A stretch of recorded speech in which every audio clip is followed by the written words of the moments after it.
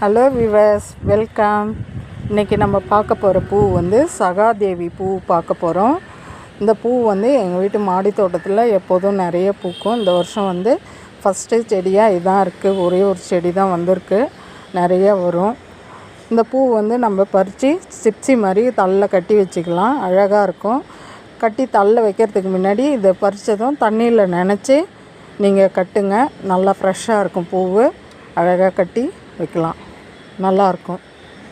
இதில் வந்து நிறைய மருத்துவ குணமும் இருக்குதுன்னு சொல்லுவாங்க. இது வந்து சளிக்கு, காய்ச்சல் நோய்க்கு அது மாதிரிலாம் வந்து இந்த தழையை வந்து அரைச்சி கொதிக்க வச்சு வடிகட்டி சாப்பிட்லான்னு சொல்லுவாங்க பெரியவங்க. பாருங்கள், இது நிறையாவே வளரும், எல்லா இடத்தையும் இருக்கும். மாடி தோட்டம் வச்சுருந்தாலும் இருக்கும். அக்கம் பக்கத்தில் எங்கேயாவது வெறும் காலி மண்ணில் கூட இது நிறைய முளைஞ்சிருக்குங்க. இந்த பூ பார்த்தாக்கா நீங்களும் பறித்து தலையில் கட்டி வைங்க, அழகாக இருக்கும். சகாதேவி பூவு இதை கட்டி காமிக்கிறேன், அழகாக இருக்குங்க தலையில் வைக்கிறதுக்கு. சகாதேவி பூவு கட்டியாச்சு பாருங்கள்.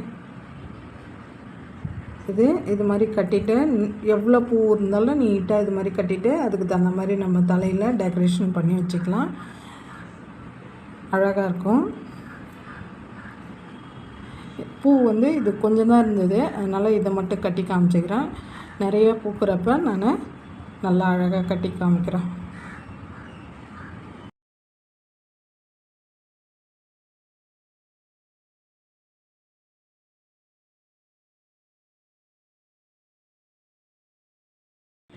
லேவண்டர் கலரில் இருக்கும் இந்த பூவு, நல்லா அழகாக இருக்கும். கட்டினதுக்கப்புறம் தலையில் வைக்கும்போது சூப்பராக இருக்குங்க.